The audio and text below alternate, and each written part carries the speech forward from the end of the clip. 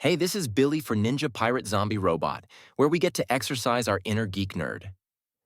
We see a lot of questions about the different types of Bitcoin wallet addresses and keys, mostly from users new to Bitcoin, and we thought that we should compile and answer some of the most popular questions here. We'll try to stay as beginner-friendly as possible so that we don't confuse you with some of the more advanced technical aspects. But if you would like us to dive deeper into certain topics, then just let us know in the comments. If we get enough requests, then we can always make another video dedicated to that subject. In the meantime, let's get on with 10 common questions about Bitcoin wallets and addresses.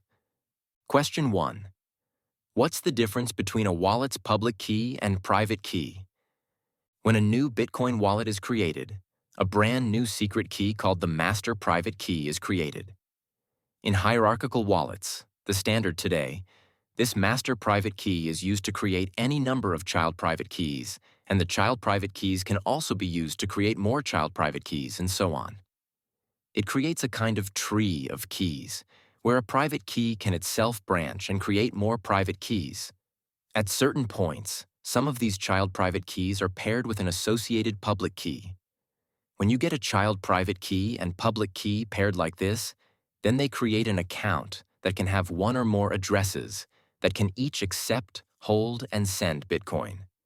This is what sometimes confuses new users, because not all wallet hardware and software vendors stick to the same terminology. The proper terms are that a wallet starts with the master private key, and through creating this tree, it can create as many accounts as it wants, each of which can hold Bitcoin in it. So a single wallet can have dozens or hundreds of accounts, and each of those accounts is separate from one another. Which leads us to our next related question. Question 2. What are the private and public keys used for? Within an account, the private key is used to authorize taking Bitcoin out of the account and sending it elsewhere, such as to someone else's wallet. This process is known as signing, and it's why you must never share your private key with anybody else. Anybody with your private key can send Bitcoin from that account to somewhere else, including to their own wallet. The public key of the account is used for creating what are known as receiving addresses, which you give to others who want to send their Bitcoin to you. Notice that the public key can create as many addresses as you need, and all the Bitcoin sent to any of those addresses will end up in the same account. There are lots of other things that private and public keys are used for, but these are the basics. Question 3. What are receiving addresses used for? As we mentioned, receiving addresses are derived from the public key of an account. The obvious use is for others to send Bitcoin into your account. But it's also important for privacy reasons to know that it can also be used to view the entire transaction history of that receiving address. The Bitcoin ledger is pseudonymous, which means that it is completely open to the public by design, but that it contains only wallet addresses, no personal information. But it also means that anybody can check the ledger for that address and see everything ever sent to it or taken from it. This leads us to our next question. Question 4. Why do wallets tell you to never share your public key? Isn't it supposed to be public? Technically, yes. A public key by itself can't move your Bitcoin. Only the private key can do that. But here's the catch. In most modern wallets, the public key for an account can be used to generate all its receiving addresses. So if you share your public key, then anyone can see every past and future address derived from it and all of their transactions, and therefore your entire account history. For privacy, you should share only individual receiving addresses, not your account's public key. But that leads us to the next question. Question 5. How do you create a view-only wallet? This is the one case where you may want to share an account's public key. If you give someone the public key for an account, then they can create a view-only wallet that lets them see everything in the account without being able to spend any of the Bitcoin. But once again, don't get confused by the terminology. People often call it a view-only wallet, but it only lets you see the transactions and balances in that account, not in an entire wallet that can have many other accounts in it. A view-only wallet is great for bookkeeping, tracking donations, or monitoring cold storage. It lets someone see all of the transactions without allowing them to take any Bitcoin out. Question 6.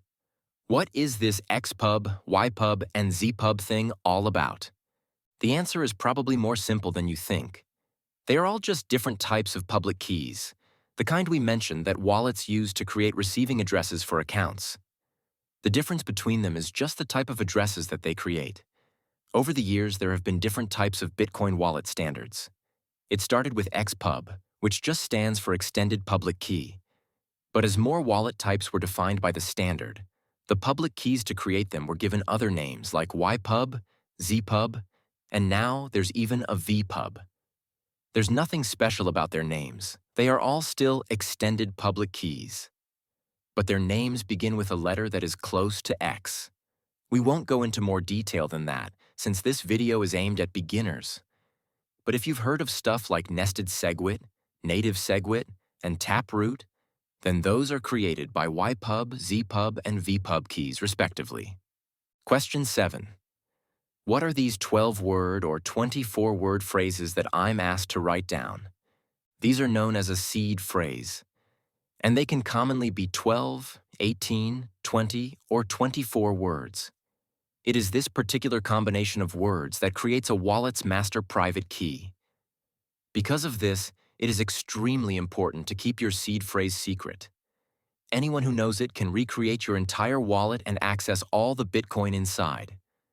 And remember, that means every single account within that wallet, because the master private key derives all of the child private keys and public keys for all of the accounts under it. Question 8. Why such a convoluted way to make a wallet's key? Why not just use a password? A seed phrase is much stronger than your typical password because it is randomly generated, not chosen by you, so it can't be guessed. In fact, a 24-word seed phrase would be cryptographically equivalent to a completely random password using upper and lowercase letters and numbers, except that the password is a whopping 43 characters long. Here's the math behind it, but that's all I'm going to say about that. If you want to know more about the nerdy math, just let us know. So this whole seed phrase thing was actually created to make things more simple for people. It's much easier to write down 24 seed words than to write down a 43-character long password without making mistakes. Question 9. Wouldn't using a 12-word seed phrase mean your wallet is only half as secure as a 24-word seed phrase? Technically, yes. A 12-word seed phrase has 128 bits of entropy, which you can think of as a measurement of how secure a cryptographic key is. With the 24-word seed phrase, you have 256 bits of entropy, twice as much. However, 128 bits is still considered cryptographically unbreakable with today's technology. Some people prefer a 12-word seed phrase if they intend to memorize it. Using a 24-word seed phrase for 256 bits of entropy is considered cryptographic overkill. But if you're just going to write the seed phrase down and lock it up anyway, then you may as well make it as secure as possible. By the way, you can dive down a pretty deep but super interesting rabbit hole with the whole seed phrase thing and what it would take to crack such a cryptographically secure code. There's a ton of geek nerdy math and hacking and code breaking involved. If you'd like a separate video about this, then just let us know in the comments. Question 10. What is a 2 of 3 multisig wallet? A multisig wallet is pretty much what it sounds like. It's a wallet that requires multiple signatures. In this case, it has 3 private keys, and any 2 out of 3 of them are required to authorize spending. The most common use case is to spread the private keys between multiple people so that no one person could spend the funds on their own. 2 out of 3 people need to agree by signing the transaction with their keys to approve any spending. Other numbers may also be used, such as 2 of 4 and 3 of 5, and so on. Well, that's enough for this quick FAQ. Got more Bitcoin questions, whether beginner or advanced? Drop them in the comments and we might feature them next time. I've been Billy for Ninja Pirate Zombie Robot, and thanks for joining us while we exercise our inner geek nerd.